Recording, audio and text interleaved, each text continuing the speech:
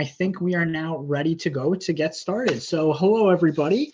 Welcome to this webinar on the 2023 Just Recovery Policy Paper. Just Recovery for Hamilton, Bold Ideas in a Time of Change, Opportunity or Municipal Policy, Investment and Opportunities for a More Equitable 2023. So my name's Brock Bodo. I go by he, him pronouns. I was just one of the many contributors to the 2023 Just Recovery Policy Paper, and I will be the facilitator for today.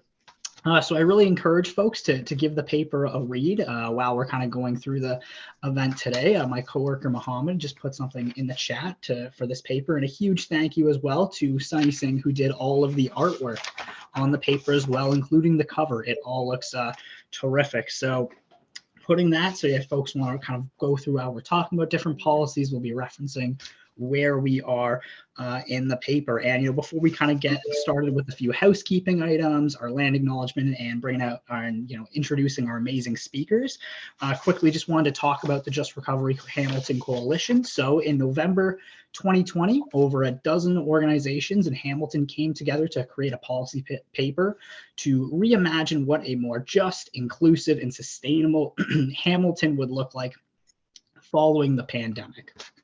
In 2023, the coalition was broadened even more as more groups came together to create a new policy paper to encourage the new Hamilton City Council to take urgent action needed on behalf of Hamilton's most vulnerable and marginalized residents. So yeah, even more groups were consulted on the writing of the new paper. The document was written and edited by various groups with different, expertise and experiences.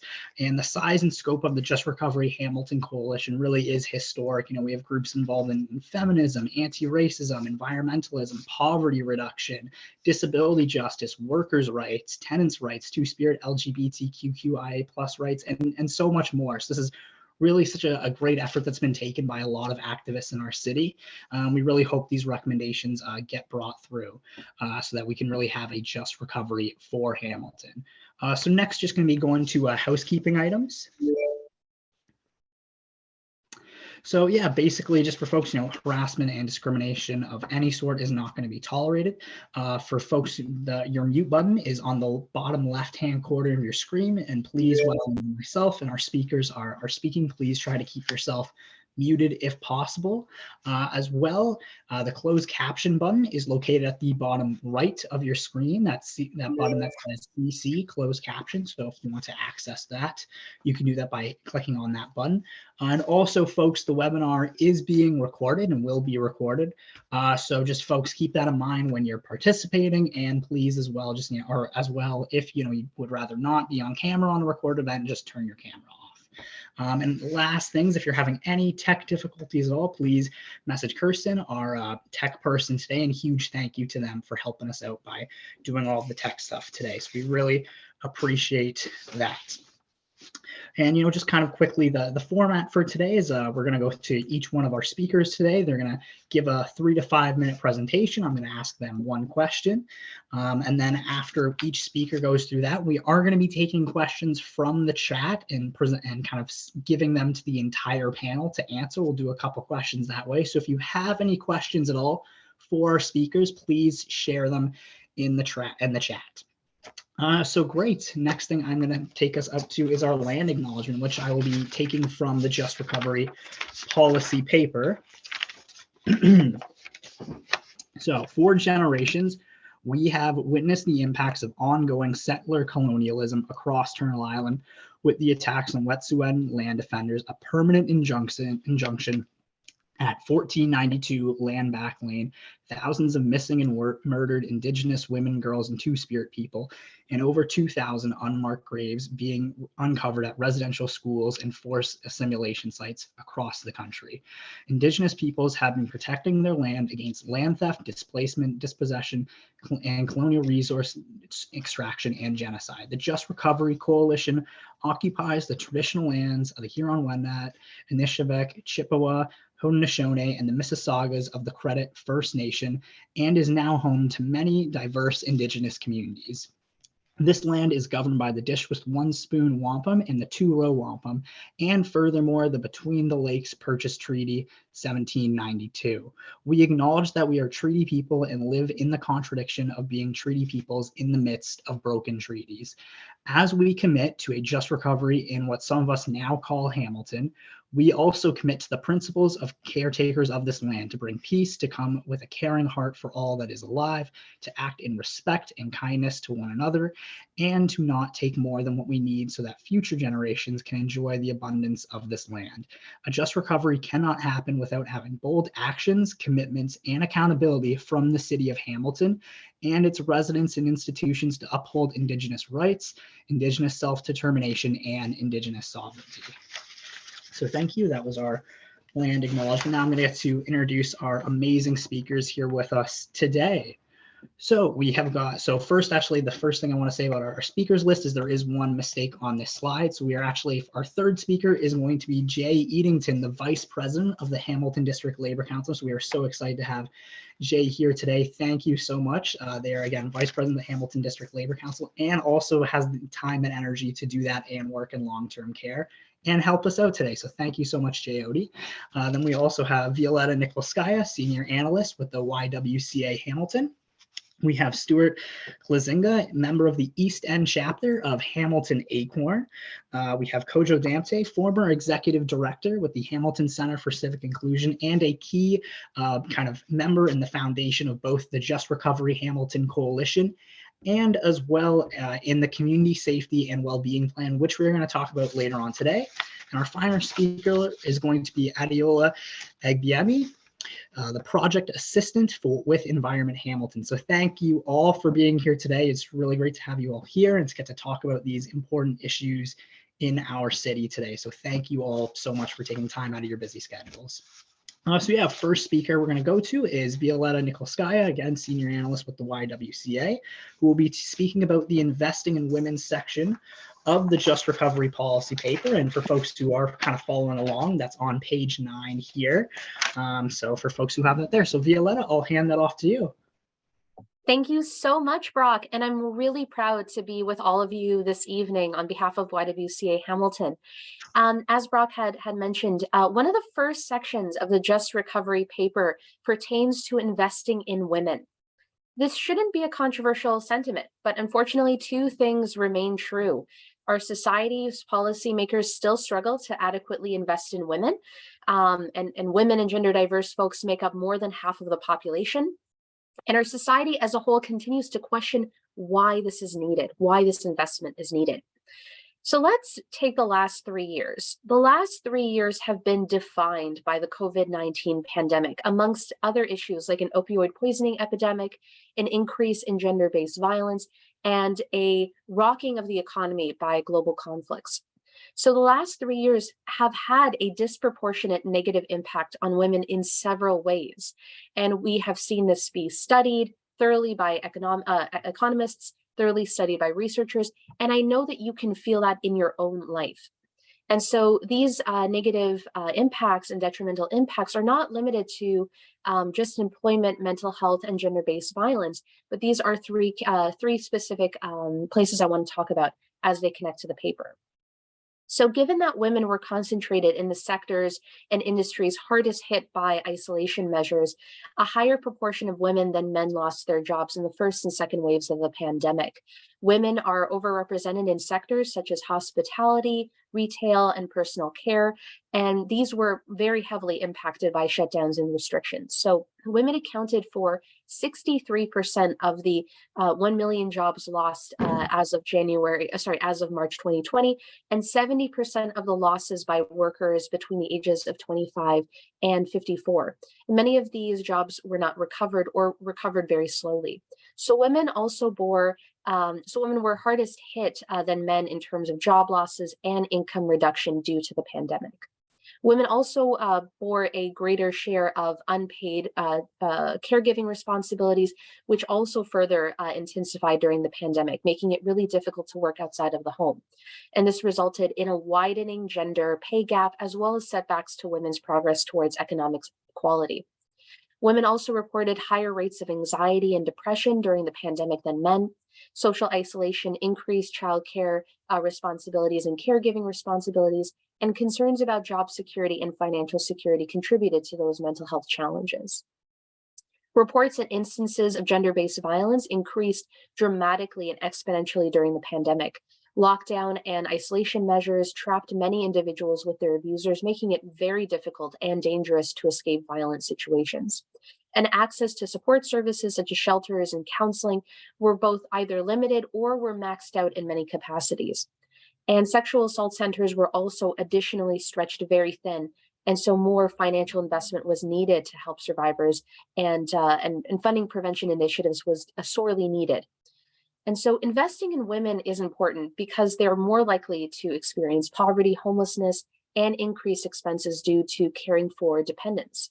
Childcare is another area where investing in women is crucial, as there is a shortage of childcare spaces in Hamilton, and women oftentimes bear the burden of the unpaid, invisible labor that goes into caring for children. So providing safe and reliable, affordable, and high-quality childcare in every neighborhood in the city is essential to supporting women's financial independence and participation in the workforce. So overall, investing in women is essential for achieving gender equality, promoting social and economic development in our community.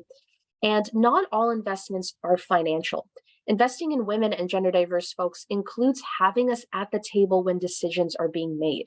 And over the last 3 years, a lot of decisions and a lot of plans have been in formation, but not necessarily have all of our voices been counted in the development of that plan, which is really the spark behind the idea of a just recovery plan. The idea that a recovery plan must be just, and it is just when it is heard by all and it is informed by all. So the COVID-19 pandemic really highlighted and intensified pre-existing gender inequalities, and making it even more urgent for us to invest in gender inclusive policies and programs to support women's empowerment and equality. Investing in women benefits everyone of any and all genders. So it was so wonderful to see it both represented in the first report and in this newer edition of the report, because once again, unfortunately, a lot of our voices and issues have been left out of the table. Off the table and off of the planning guidelines up until this point. Okay, well, yeah, thank you very much for that, Violetta. And you talked about childcare there, and the need to invest in childcare. So could you maybe talk about more, about what are the benefits of having affordable public and nonprofit childcare spaces available across the city of Hamilton? Absolutely, and thank you so much for this question. Over the last several years, the City of Hamilton will be implementing the Child-Wide Early Learning and Childcare Agreement in Hamilton. The city is responsible for using both municipal, provincial, and federal funding to create more high-quality childcare spaces in Hamilton. And the City of Hamilton is also responsible for ensuring those safe, reliable, affordable, and high-quality childcare spaces are available in every neighborhood in our city. Unfortunately, at this time, there's a shortage of childcare spaces in Hamilton. For anyone on this call who has children, I'm sure you may have experienced that strain and that pressure in your own life. Only 27% of children in Hamilton have access to a licensed childcare space, compared to 44% Canada-wide. And 70% of our children ages 12 or under live in childcare deserts. So what that term means is an area where 3 or more children age 12 or under for every childcare space available. So this means competition, it means strain and pressure, and oftentimes means a crunch to people's budgets for those parents who are looking for those spaces. So I told you a little bit about the what, but now I want to give you a couple reasons as to why, and then talk about the how. So why is access to childcare important? Well, firstly, access to childcare is crucial for parents who need to work or study or who have any other number of responsibilities outside of the home. Without affordable childcare options, parents may struggle to balance their responsibilities at home and outside of the home, which leads to stress, financial strain, and even job loss. And this is especially true for single parents, low-income families, and those with limited support networks. And secondly, providing free, accessible, and affordable childcare benefits our community as a whole.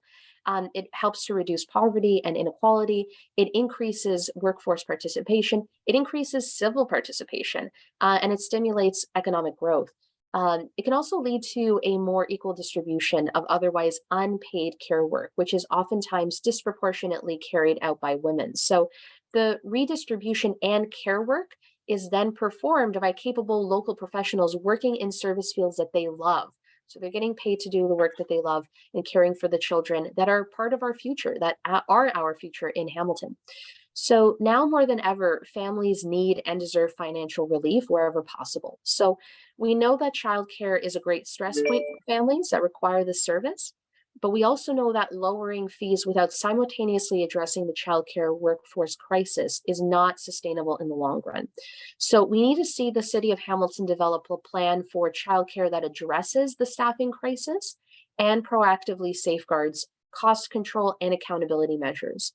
There are many, many concerns that the province is catering the National Child Care Plan to for-profit providers, which essentially shuts out low-income families out of the new childcare spaces being created. So it's imperative that our city help to ensure that the new childcare spaces in our city are affordable, that they're led by nonprofits or cooperatives, and that they're listening to parents. And we're hopeful that together we can create a childcare system that prioritizes decent work and is a financially and fiscally responsible funding model. So in our report, we ask for the creation of a strategic plan for creating more childcare spaces in preparation for the continued rollout.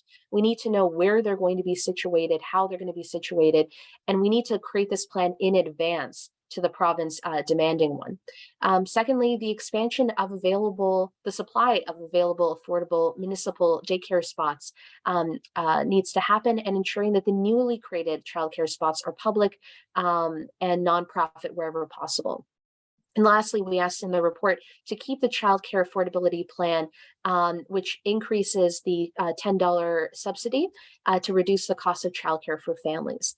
So some of these, of course, are financial asks of our report, but some of them are not. They're about having a plan as we look forward to addressing this particular issue. Thank you for all of that. Yeah, that was all really helpful.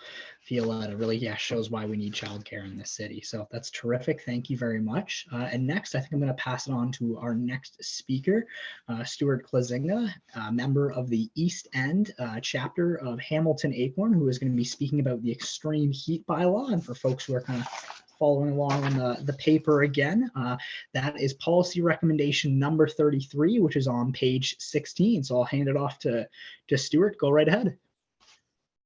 Thank you very much, Brock. Yeah, as you said, I'm speaking on behalf of Acorn Hamilton, and I will be discussing the issue of extreme heat in rental housing, which we hope will lead to an extreme heat bylaw, but as such doesn't exist yet. So as profit-driven entities, landlords are seldom concerned with altruistically ensuring that the homes that they rent are habitable, let alone comfortable. This is evident by the fact that every municipality has laws that set a minimum allowable temperature during the winter. Just as prolonged exposure to cold temperatures can have adverse effects on one's health, so too can prolonged exposure to heat, which, like the cold, can be deadly. The effects of extreme heat on the body include muscle spasms, fatigue, heat stroke, decreased cognitive ability. While it is undeniable that extreme heat is deadly, we have no way of knowing precisely how deadly it is in Ontario, as heat-related deaths are not recorded or tracked. So, as we continue to see the effects of climate change, heat events will continue to occur more frequently, more intensely, and for longer periods. Those who will be most affected by and most at risk of heat-related deaths and illness because of this are seniors, people with disabilities, low-income households, and racialized and tenant communities. So Acorn Hamilton has an extreme heat campaign, which was launched last year. The campaign works to see the City of Hamilton enact a maximum heat bylaw. and to have heat-related deaths tracked in Hamilton and across the province, ideally, and to see Hamilton improve its existing heat-beating measures throughout the city. Things like water fountains, cooling centers, the tree canopy, that type of thing. So Acorn Hamilton's demand for a maximum heat bylaw for rental housing states that the bylaw needs to apply to all rental housing, so all densities, market and social housing.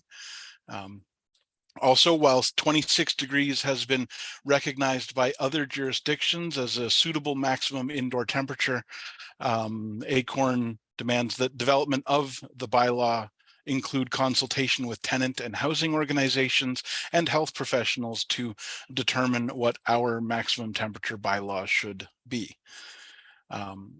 The demands also include that the bylaw include support from Hamilton's licensing department to ensure landlord compliance, and to include financial penalty for landlords who fail to comply with the bylaw.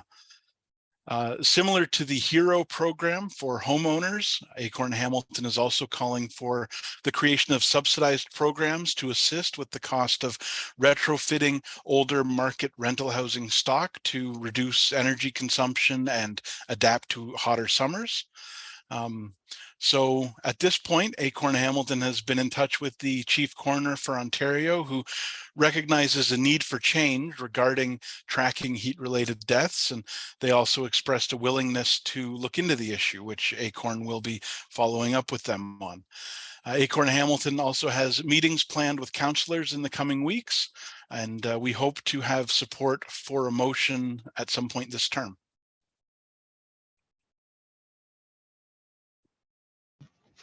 Okay, thank you very much, Stuart. And one question for you is, we talked about the extreme heat bylaw. Is why specifically for Hamilton tenants? Like, why are Hamilton's tenants so specifically at risk of extreme heat? So last summer, in conjunction with launching our campaign, we sent out an extreme heat survey. We had responses from 120 households, which were at 79 different addresses across the city. Of those that responded, 70% reported being impacted by extreme heat in their home. The top 5 ways, or the top 5 reported ways that heat impacted tenants was poor sleep, fatigue, headaches, and an inability to concentrate and complete tasks, which fits with the symptoms that I mentioned earlier. 22 individuals reported suffering from heat stroke in their apartment, which is pretty serious. And I mean, this is people's homes, and people should be able to survive. Like, they should definitely be able to survive in the place where they live. Like, that is their home. And beyond that, I believe that people have a right to even be comfortable, where they live, which in the summer is getting more and more difficult. 30% of our survey respondents shared that they do not have access to air conditioning in their apartment. The biggest barriers to having an air conditioner was the cost. Well, firstly, the cost. So either the cost of the initial purchase of a unit or the cost of the utilities to run it. That would have been specifically tenants who pay their own hydro. Other barriers to having an air conditioner was restrictions set in place by landlords.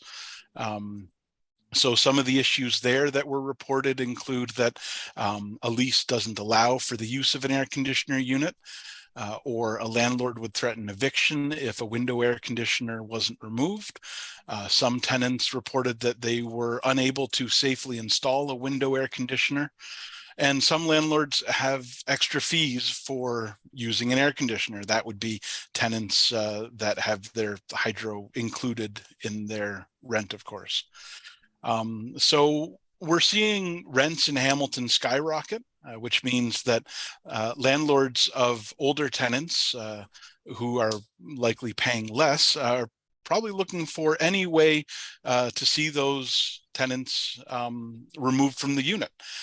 So rent-controlled units, they want to see those vacated so they can end up charging higher rates. And at this point, sometimes that would be double or possibly even triple the amount that the tenant pays now. And we've also seen that landlords have even taken tenants to court, and the one case that comes to mind, thankfully lost, over suing the tenant for eviction over the use of an air conditioner, which again, people should be allowed to be comfortable in the place that they live, and certainly the place that they live should be habitable.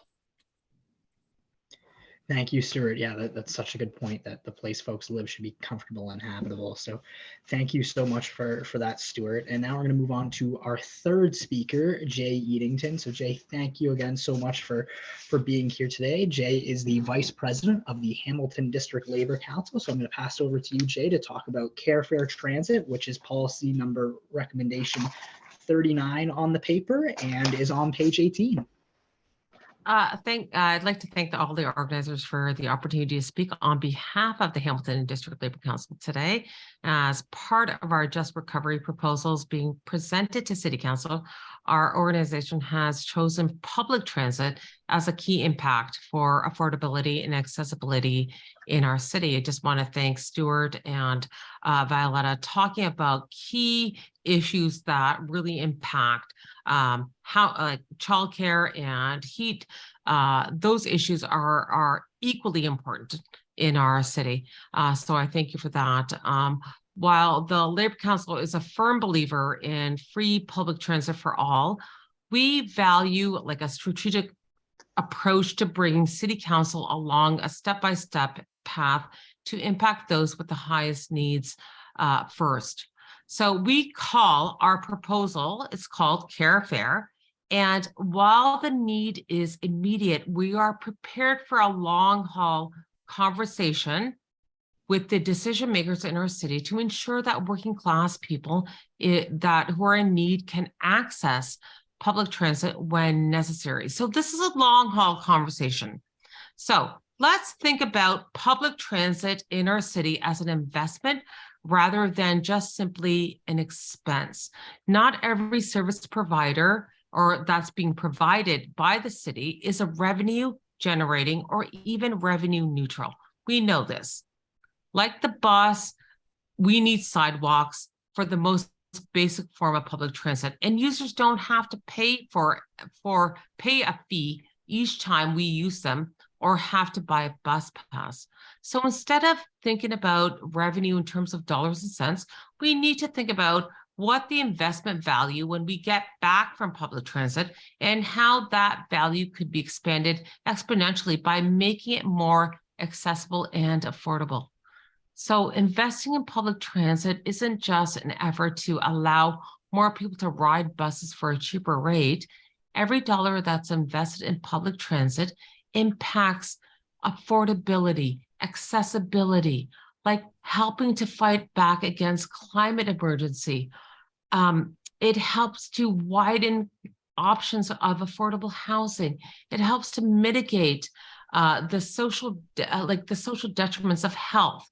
It helps to mitigate food insecurity and destigmatize poverty. So the added value for every dollar invested in public transit and its use impacts not just riders, but the communities in the city as a whole. So Carefare, as what we're calling it, seeks to have that start of that discussion about more affordable and accessible public transit by asking council and the HSR to focus on the 4 groups that are the most impacted by the cost of public transit in the city. So what we're proposing as HCLC over Carefare is over the next several budgets. We know it's not going to be this budget, but over the next several budgets, and let's hope that we can build this conversation, is that the council, this current council, initiates the research and necessary and examines the feasibility providing a no-cost fare option to especially to the following 4 groups. It's like students that are 17 and under, anyone that's 60 and over, anyone who's on ODSP and or OW, anyone with a disability. So all kids from kindergarten to grade 12 students would be eligible for a free transit instead of just the minority who qualify right now. Approving care fare for this group would prevent students walking literally up to 3 kilometers down a busy street. Imagine walking 3 kilometers down to a school during rush hour, to get to school, to help prevent clogged residential streets around schools as parents are dropping them off, picking up students from their schools every single day. The snow, like all of that. It also removes barriers for students who can't even afford to do public transit. Every senior who is 80 or older is eligible already for free HSR transit. Any senior who is 65 years and older already get up to 60% of discount on normal bus fare rates. What we're proposing is to bring the age down to 60. Approving care fare for this group would allow many, many seniors to consider using public transit instead of buying a vehicle as they get older. It's so much harder for them. It would also reduce costs for gas, insurance, parking, while allowing mobility and accessibility. Seniors are experiencing so much more fixed incomes, sometimes for decades, and the impact of affordability is felt more prominently by this demographic. I come from a nursing background.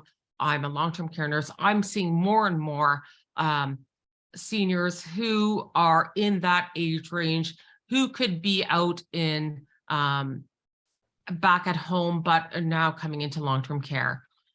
So this would be a great initiative. Also, by tying ODSP into care fare rates into the Presto system, someone on ODSP would only have to share their status once they are with HSR official to get a Presto Pass. Once completed, the process would remove the stigma of having to prove status of OW or ODSP to each individual bus pass driver. Also, marginalized folks by extreme poverty, most Hamilton residents on OW or ODSP can barely afford rent and food, much less like bus and public transit. Such access to transit would allow for people to search for work other than opportunities and be able to get to and from work necessary on these services on a much easier basis. So, I mean, that's pretty clear. We've yet to determine what is the best method is for access to this group, and to seek further connect with disability advocacy groups to help determine best practices to kind of suggest a mechanism. But we realize the stigma that some people with disabilities feel with regards to sharing such information with strangers, and those hidden disabilities also that are often not kind of taken as seriously if known. So to date, what we're proposing as HGLC for our care fare proposal that has been endorsed by many of the following groups. I don't really need to name them all, and there's numbers. We have in the dozens of community groups that have endorsed the care fare, the Just Recovery Coalition, Environment Hamilton, YWCA, Hamilton Community Benefits, Council of Canadians, along with the United Way, along with many of our following labor groups, our union groups, the steelworkers, OPSU, carpenters, OSSTF. So anyone that can sign on to support our proposal at carefare.ca, if you want to sign on, it's carefare.ca. And we hope to have a kickstart on a long needed conversation about making public transit a major focus in a just recovery, accessibility, and affordability to our city. If there's any questions, please let me know. But I think it's really, I kind of talked about everything, and hopefully this is pretty clear. Thanks so much, Brock. Yeah, absolutely. No, that was really clear. Actually, maybe the one thing I wanted to get you to highlight is there's the distinction in the four groups is it's folks on OW and ODSP and people living with a disability. I think that's a point folks sometimes don't always remember. Do you want to just talk about why, not everyone is necessarily just covered under folks getting ODSP? Can you just repeat that again?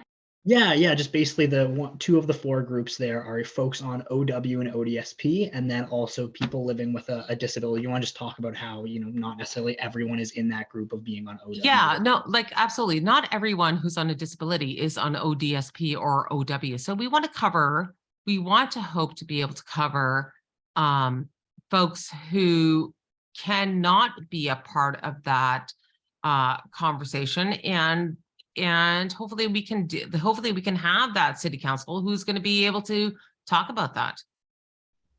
Terrific. Well, thank you so much, Jay. This was terrific. And yeah, there is both in the chat right now, there is the link to the Care Fair petition, and that is going to be one of our action items at the end of this to sign it. So everybody here, please sign the Care Fair petition. There is really so much momentum behind that campaign, a lot of community organizations endorsing, and it's something that would really improve lives for folks in our city. So thank you again so much, Jay.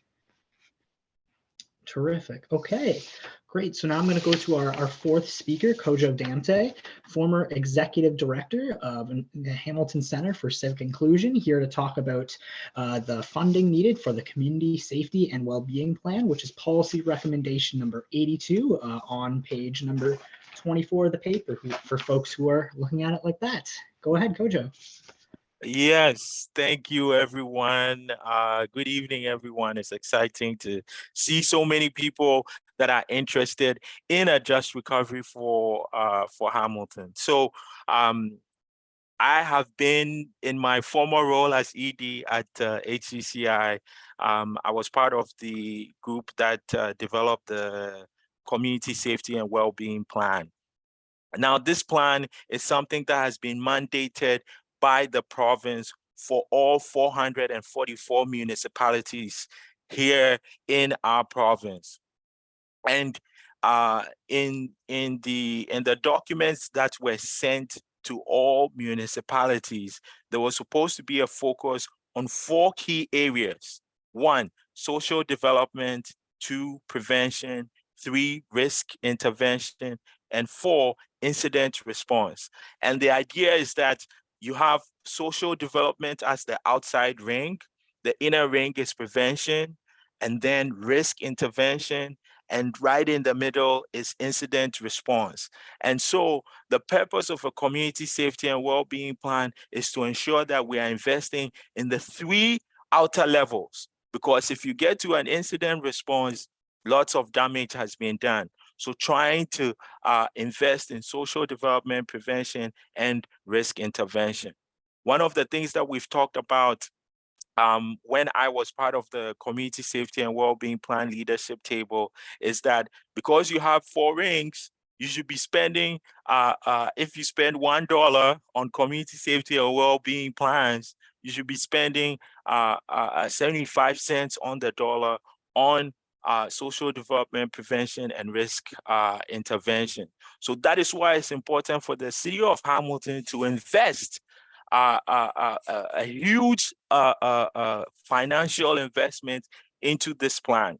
Now, what does this plan talk about? This plan highlights 6 priorities. The 6 priorities are hate incidents and hate crimes, violence, mental health and stigma, substance use, homelessness and access to affordable housing, and access to income. And I think from the previous speakers, they've already even highlighted some of the ways we can engage in social development and prevention. So when we take something around access to income, by having a Care Fair program that reduces the barrier of public transit, we are actually ensuring that folks can get to the places that they need to be. When it relates to hate incidents and hate crimes, I want to read something for you, which was released today. This is StatsCan released a report around hate incidents and hate crimes for 2021. And it says the number of hate crimes reported by police in Canada rose from 2,646 incidents in 2020 to 3,360 in 2021, a 27% increase. This finding follows a 36% increase in 2020, and the number of police reported hate crimes rose by 72% from 2019 to 2021. So here in Hamilton, we have a huge issue around hate incidents and hate crimes.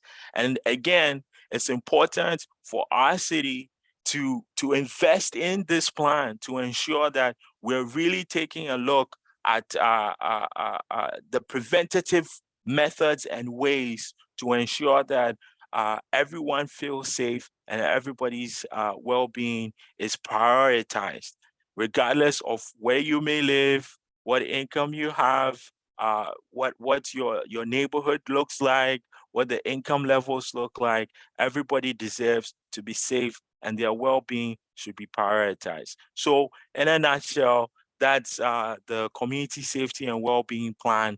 And again, we think investing financially hard dollars into this plan is a way to get us to adjust Hamilton for everybody. Great, that is terrific. Thank you so much, Kojo, for outlining why the investment in the community safety well-being plan is so important. And another issue that you have been really outspoken on is about the need to reform the Board of Health. And as well, I think seeing as we had just went through a pandemic, why is it important to restructure the Board of Health and how can we learn from the mistakes that were made during the COVID-19 pandemic? Yes, this is a great question. Many of you may or may not know the current Board of Health of our city is made up of 15 councillors and the mayor. There is no health expert on our Board of Health. Do you think that is how we should be running our Board of Health? It's a rhetoric question. So when we think about the pandemic, and I'll give everyone a classic example. The pandemic started March 2020. We knew that the pandemic would affect different sections of our city in different ways, right? And one of the things that we did was we sent an email to public health to say, are you going to collect socio-economic race-based data so that we can use that data to inform, where we need supports, if a vaccine is available, which areas get some prioritization and whatnot? And the answer was no, we are not thinking about it. And we were gobsmacked. We were like, what? So when we need to prioritize health issues, what's informing the actions that we're engaging in? And quick story, we made this public. We did some advocating, and eventually public health started collecting the data. And lo and behold, 47% of folks that contracted COVID in Hamilton were workers, were racialized, and were living in multi-generational homes. That's an important information to use to respond to the recovery. And so for us, that was a lesson that said, without the data, you can't fully respond. So because of that information, we were able to have COVID walk-in clinics that prioritize those populations in the neighborhoods that that was a huge concern for COVID. And we were able to vaccinate over 5,000 residents of Hamilton, right? So that is getting data, using the data appropriately. And so for us, that was a lesson to say, if we don't have health expertise at the Board of Health, that means that decisions are not being made in the best interest of Hamiltonians. Just this week, there was a presentation around opioid, the substance illicit in terms of the amount of illicit drugs in substance use, right? And we had counselors figuring out whether they should deem it a crisis or not. The data is present. If there were health experts there, they probably would have said, yes, let's go ahead with it and tackle this issue immediately. So I think that's one of the reasons why we're asking for the Board of Health to be restructured. That would have 6 counselors and 6 community members and health experts. So Councillor Crouch has put a motion forward that's going to be coming to governance next week, Monday, March 27th, and then it will be back at the Audit and Finance and Administration Committee, and then a final decision will be made in April. So I see that there's a petition that HCCI put out that you can sign up, and it goes directly to the mayor and to your respective councillor. And these petitions we did one in 2021, and we had over 280 folks sign this petition. Now, this year's petition already is at 280, right? So when people hear that their Board of Health doesn't have any health expertise on it, they are like, no, this is not how our Board of Health should be functioning. So I encourage everybody to sign the petition and get your counselor to understand that we need this change immediately. And just so that people know, Councillor John Paul Danko doesn't agree that this change needs to happen immediately. And so if you support this, I would say, send him a nice email explaining why you think it's important to restructure the board immedately. And I'll leave it there.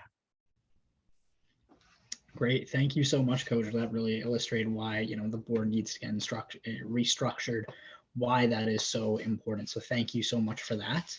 And our final and last, but certainly not least speaker is we have Adeola Egbiemi from as a project assistant with Environment Hamilton. So thank you so much, Adeola, and go ahead and take it away. Hi, everyone. Hopefully all the speakers, all the things have been getting into your minds. And for the last one, I'll try to go over just a fulsome highlight of the last section regarding investing in green infrastructure. And yes, hopefully I keep your attention. So I'll start off by noting this section, investing in green infrastructure. Environment Hamilton has been making a lot of these demands for a very long time. I'm sure many of you folks are aware we're now on the 6th and final IPCC report that was released about 2 days ago, calling for swift, immediate, drastic action. Some of these calls and these demands in the Just Recovery paper, Environment Hamilton has been calling for since the 2018 IPCC report. And as I go through different bullet points, you may notice that some of the points, what the city should do, are at different stages. And so this Just Recovery paper section is putting pressure on the city to get all of them to the implementation and completion stage.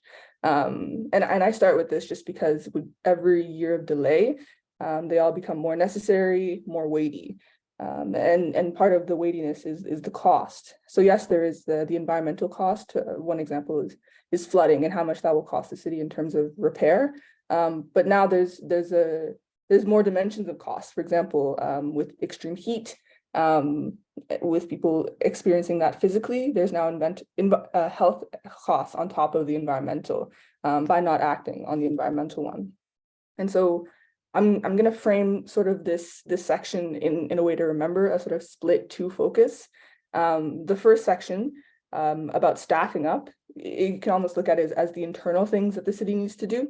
And then the second section almost as the external things to do out in Hamilton. So for the first one, we start out on a positive note. We're asking now the city to hire 2 more staff because they've done the hiring for the first 2.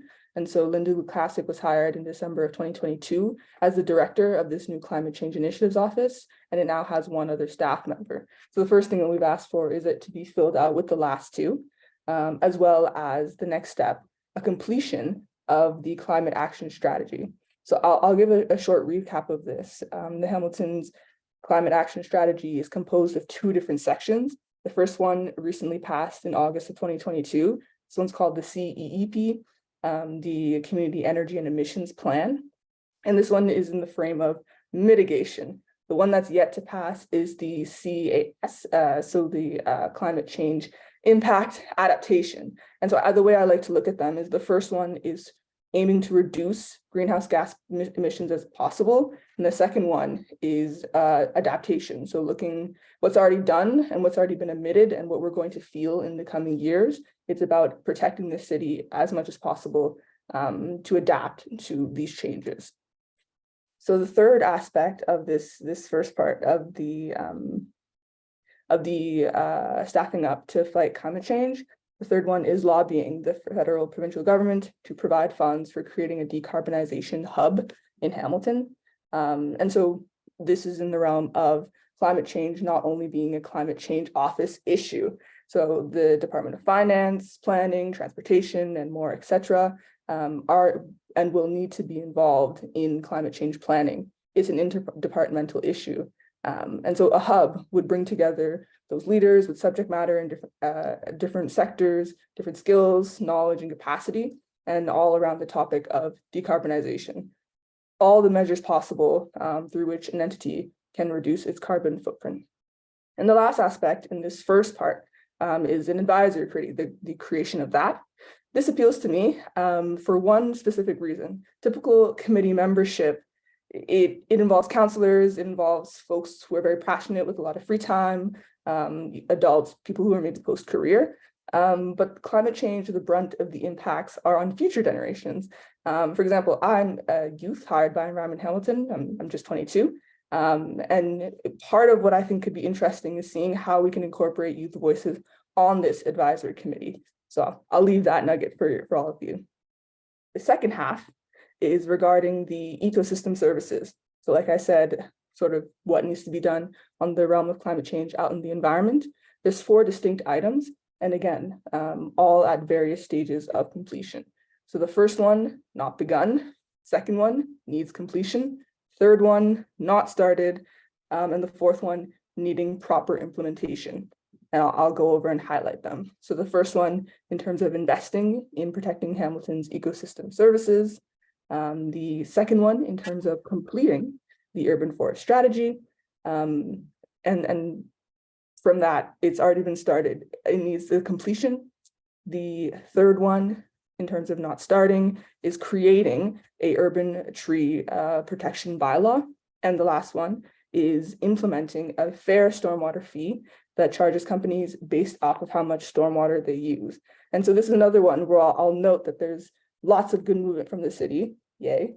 But now what we need is incentivization and proper implementation. And so that's an overview of this section in terms of investing in green infrastructure. Again, different stages for all of them, a lot of shifting pieces. And so this 2023 budget is really crucial in terms of taking action on all of them and getting them to a point in which we can continue to look into the future with hope for climate action. Thank you.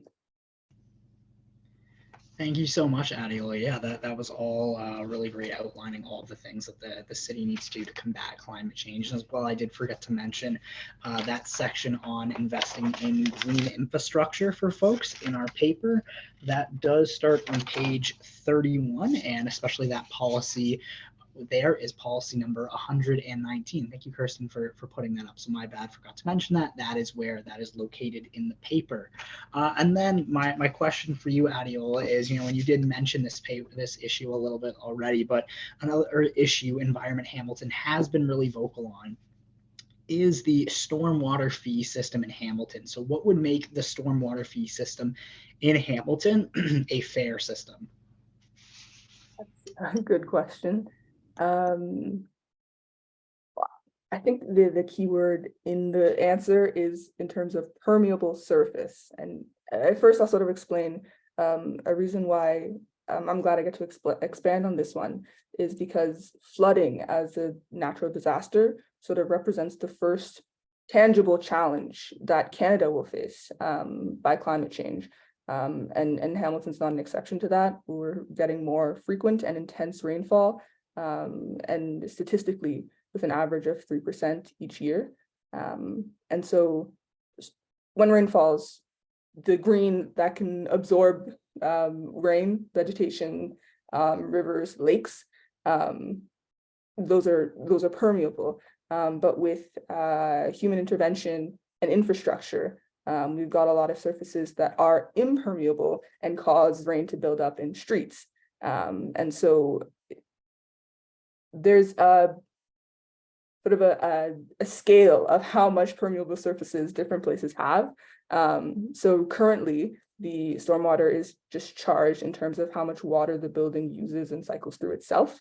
But a fair stormwater fee would look at the amount of impermeable surface, that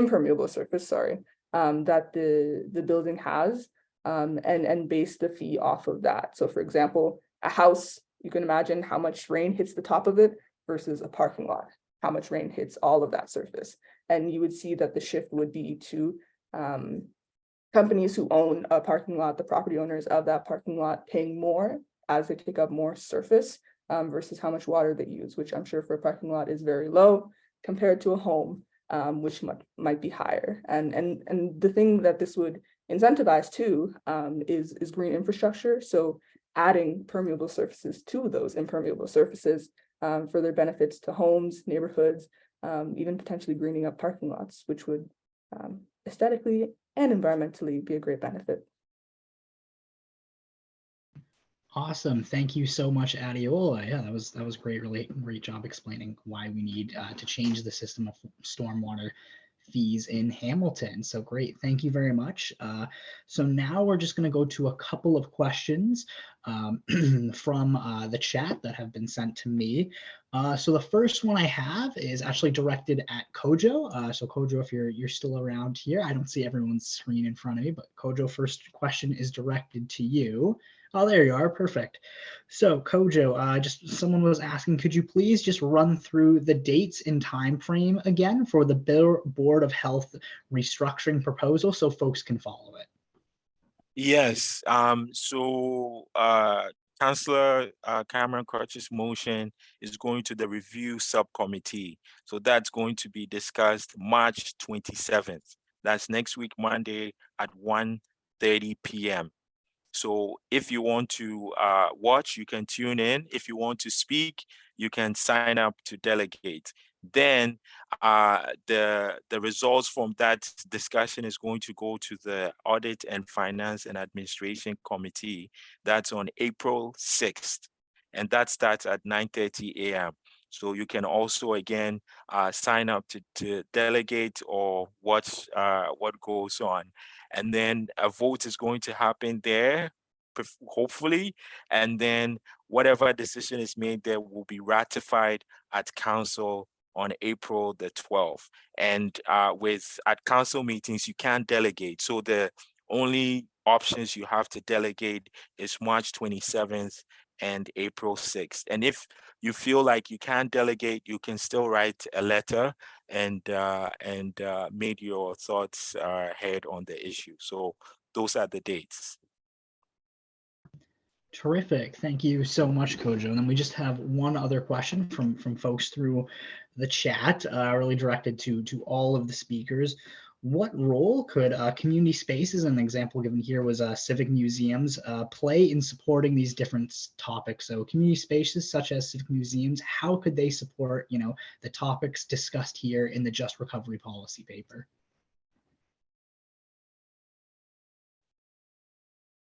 Well, anyone want to go first?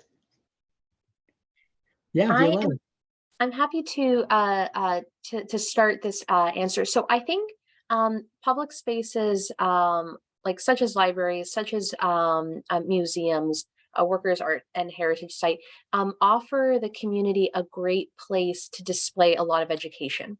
And bear with me for a moment, but when social policies change, oftentimes we don't see the ramifications of that for several years, if not decades. In the 1990s, with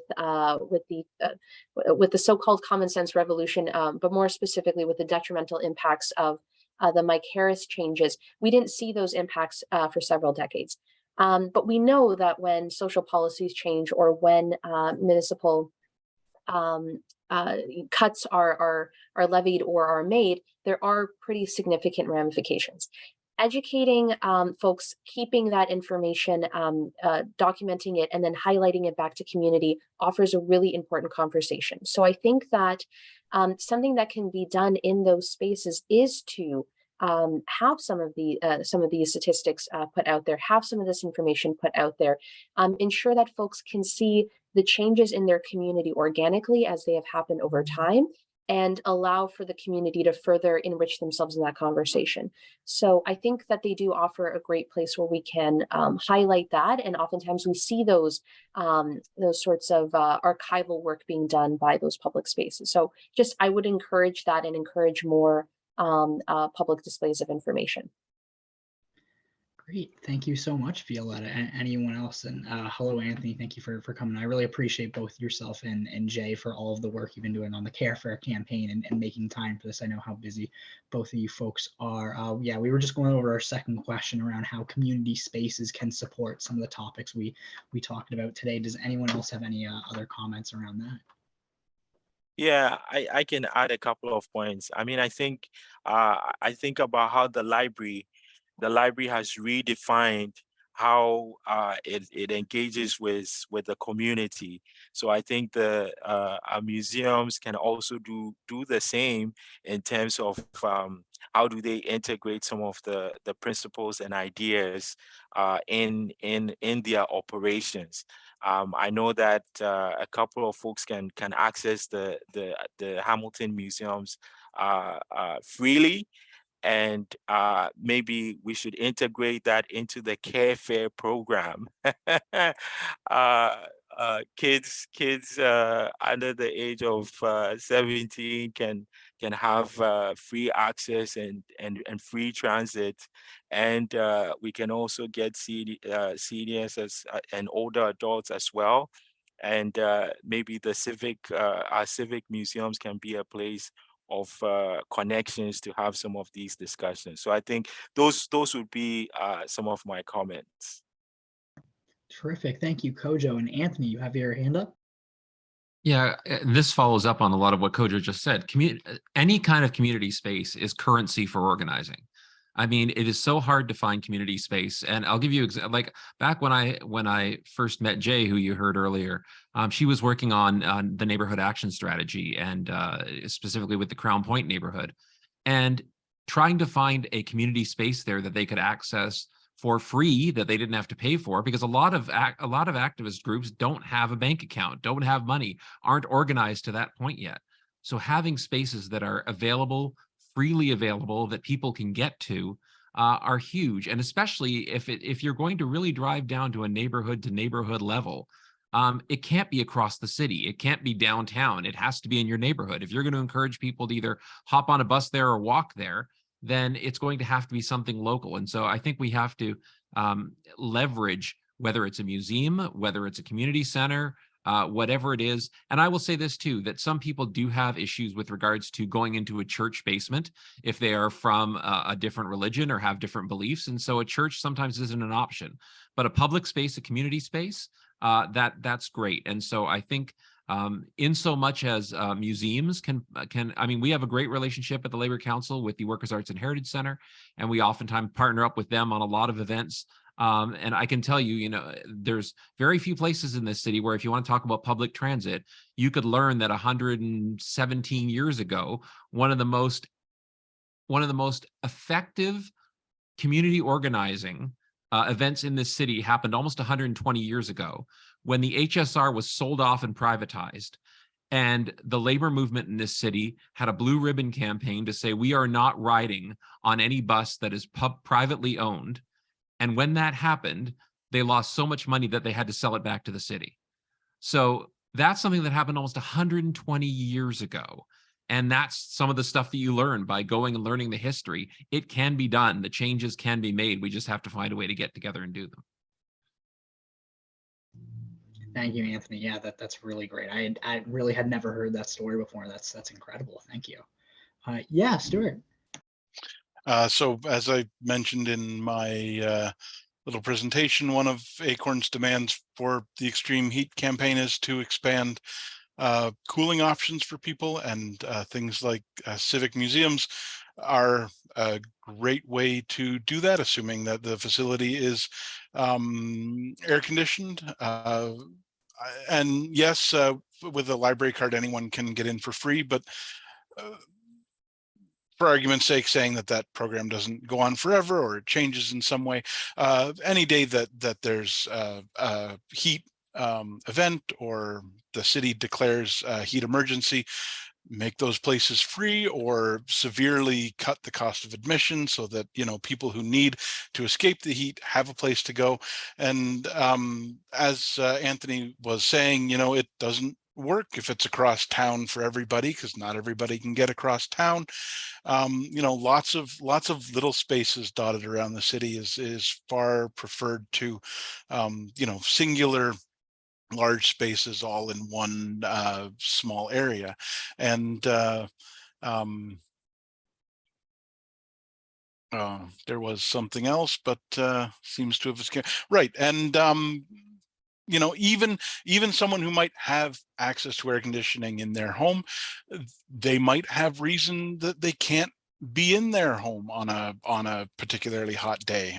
You know, maybe there's construction happening. Maybe they have pest control treatment happening. You know, so it's not just people without air conditioning. It's everybody. Certainly, people without access to air conditioning in their home are going to experience this at a higher rate.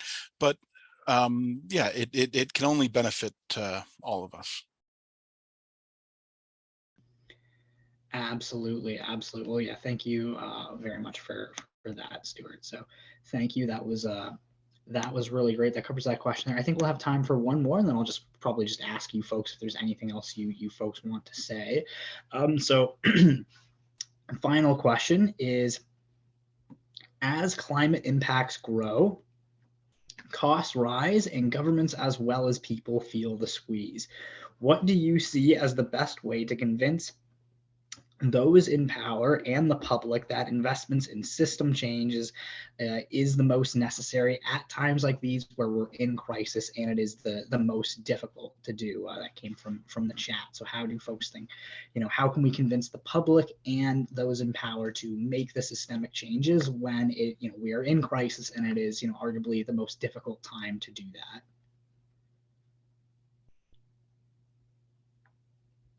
Yeah, Violetta. So I want to highlight two things here because I know that there's going to be really great insights from the other panelists. So the first is highlighting something that Jay had raised, which is the acknowledgement that, yeah, at times there are things that are not necessarily a cost benefit or even cost neutral. But it is imperative to recognize that things that we can address at this time may oftentimes offset further costs later on. So for example, not responding to, not investing in the housing, in our housing sector has caused a housing crisis that costs significantly more now than it would have if we had been working preventatively to address it over the last few decades. So one of the argumentations is to bolster what Jay had mentioned, which is that some things are just purely an investment, and they are an investment into ensuring that we can further participate. And that connects to another point that I want to address, which is that there are a lot of ways in which we can invest and actually get a pretty significant return, but we don't oftentimes see some of that work as being pertinent, which is why we have to highlight it now. So the unpaid work of taking care of loved ones, such as those that might be elderly in our families or children, when we do pay for that otherwise invisible unpaid care, when we invest, for every dollar that we invest in that type of work, whether that be in tax subsidies or whether that is in social programs, it actually has a return of $1.30 back into our economy by either engaging people back into the labor sector or by freeing people to do other responsibilities. So we've studied this pretty extensively in Canada, and that was one of the statistics that came out of that is for every dollar invested in women and in otherwise invisible unpaid care, you actually get a return of $1.30. So so we have two realities that we have to face. Either we ignore a lot of social woes and not invest in responding to them or addressing them, which only exacerbates the cost later on, or we can recognize that there are things that we can do right now that always has a positive return and benefit in our society. And it includes most of the things that we highlighted in the Just Recovery recommendations. That's really great. Thank you. I think I had Kojo's hand up next, and then Jay, if you're still there, your hand is there as well. So maybe Kojo and then Jay. Yeah, and thanks for the question. I think, sometimes too, it starts with us. I think when we got together to start Just Recovery Hammond, that was part of the systems change. People forget that, all the organizations that are part of the Just Recovery, we were also working, in silos. And this was also a system change for us, because then it encouraged us to start working together and seeing how issues that, HCCI, HCBN, the Y, Sasha, ACORN, Environment Hamilton, how do all of those things intersect with what we are doing, right? So I think first it starts with us. We also have to embody that systems change. So the Just Recovery is part of that system change for us. And the second piece is you also have to build people power. Every time ACORN has a press release, you best believe the Just Recovery Coalition is going to be there, right? When the Y has a press conference, everyone is there.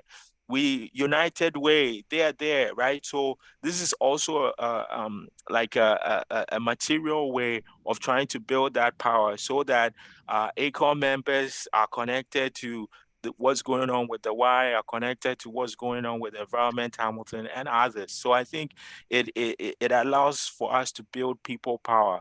And we saw that with the Green Belt. I think somebody was asking about Green Belt. So I wanted to plug that in. We've seen that where people now are connecting, building houses on the Green Belt, how it's going to increase property taxes and cause more financial and climate change issues for the municipality. So I think that's how I at least in my opinion, that's how I approach it. You have to practice the system change, you have to build community power, and you have to build people power, so that you have a broad section of people that can get you to change, put pressure on governments and the general public. Great, thank you very much. And Jay? Oh, sorry, you're still muted. Sorry so much. I did have to step away for a bit. I needed to deal with my kids, but I just want to say I'm like on board with Violetta, with Kojo. What everyone is saying is that we need to build like people power and our community power. Like there's this Just Recovery is so good in that we're bringing in so many communities on different lenses. We have all different lenses that are coming together. And if we can continue to build that lenses and build that community power, in talking to the powers that be, together, to the powers that be, that make those decision making, I think this is a great tool that we're doing. This is great conversations that we're having, and we need to have more of those conversations. And talking about all those different kind of lenses. And thank you so much that we were all able to be a part of this conversation today.